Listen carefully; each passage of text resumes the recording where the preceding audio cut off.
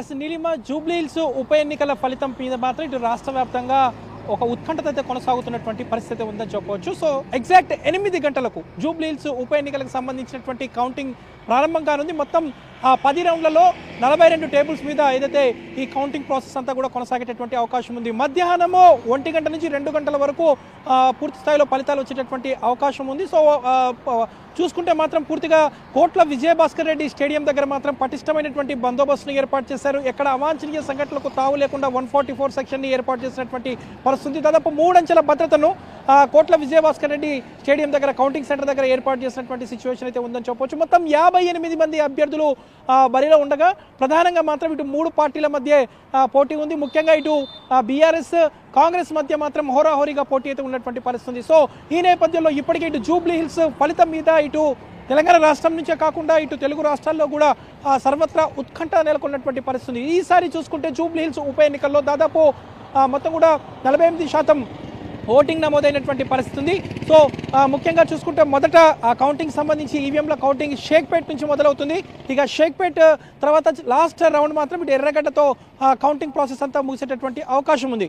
మొత్తం కూడా ఈ ప్రాసెస్లో ఈ ఎన్నికల విధుల్లో దాదాపు 188 మంది సిబ్బంది విధుల్లో పాల్గొంటున్నారు. ఇక దాదాపు 2000 మందికి పైగా పోలీస్ సిబ్బందితో పటిష్టమైనటువంటి బందోబస్తు కౌంటింగ్ సెంటర్ దగ్గర ఏర్పాటు చేసినటువంటి పరిస్థితి. ఎలక్షన్ కమిషన్ ఇచ్చినటువంటి పాసెస్ ఉన్నటువంటి వారికి మాత్రమే, ఏజెంట్లకు మాత్రమే, అభ్యర్థులకు మాత్రమే లోపలికి అనుమతిస్తున్నటువంటి సిచ్యువేషన్ అయితే ఉందని చెప్పొచ్చు. ఇక కోట్ల విజయభాస్కర్ రెడ్డి స్టేడియం సరౌండింగ్స్లో కూడా ఎక్కడ కూడా ముఖ్యంగా ర్యాలీలు కానివ్వండి, ఊరేగింపులు కానివ్వండి చేయకుండా ఇప్పటికే పూర్తిగా అక్కడ ఆంక్షలు కూడా విధించినటువంటి పరిస్థితి ఉందని చెప్పవచ్చు.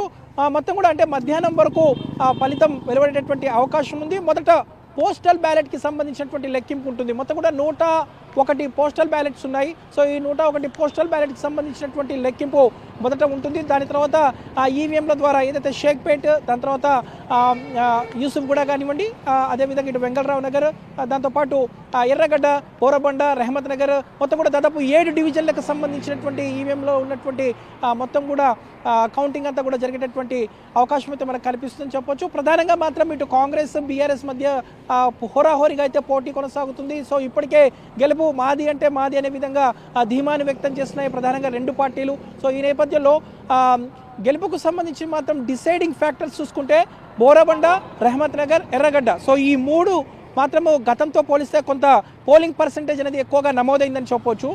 బోరబండలో దాదాపు 55.67% ఓటింగ్ గతంతో పోలిస్తే అత్యధికంగా నమోదైంది. ఇక 54% రెహమత్ నగర్లో నమోదైంది. ఇక ఎర్రగడ్డలో కూడా దాదాపు 54%. అంటే గతంతో కంపేర్ చేస్తే మాత్రము ఇక్కడ ఓటింగ్ పర్సెంటేజ్ అనేది ఎక్కువగా నమోదైనటువంటి పరిస్థితి. సో గెలుపు ఓటములకు సంబంధించి డిసైడింగ్ ఫ్యాక్టర్ అనేది ఈ 3 డివిజన్ల మీద ఆధారపడేటటువంటి అవకాశం అయితే మనకు కనిపిస్తుంది చెప్పొచ్చు. మొత్తానికైతే మనం చూడొచ్చు 8 గంటల నుంచి కౌంటింగ్ ప్రక్రియ మొదలయ్యేటటువంటి అవకాశం ఉంది. సో ఈ నేపథ్యంలో మొదట పోస్టల్ బ్యాలెట్కి సంబంధించినటువంటి లెక్కింపు ఉంటుంది. దాని తర్వాత ఏదైతే ఇటు ఈవీఎంల కౌంటింగ్ అంతా కూడా కొనసాగేటటువంటి అవకాశం ఉంది. ఒకవేళ ఈవీఎంలు మొరాయిస్తే టెక్నికల్ ఇష్యూస్ ఉంటే వాటిని పక్కన పెట్టేసి మిగిలిన ఆ ఈవీఎంలు ఏవైతే ఉన్నాయో వాటి కౌంటింగ్ చేసేటటువంటి అవకాశం కూడా మనకు కనిపిస్తుందని చెప్పొచ్చు. మొత్తానికైతే ఇటు 8 గంటల నుంచి కోట్ల విజయభాస్కర్ రెడ్డి కౌంటింగ్ సెంటర్ దగ్గర మాత్రము ఓట్ల లెక్కింపు ప్రక్రియ, జూబ్లీ హిల్స్కి సంబంధించినటువంటి ఓట్ల లెక్కింపు ప్రక్రియ కొనసాగేటటువంటి అవకాశం అయితే మనకు కనిపిస్తుందని చెప్పొచ్చు. నిల్మ అండ్ నుమాన్ తొలి ఫలితం ఎన్ని గంటలకు అంటే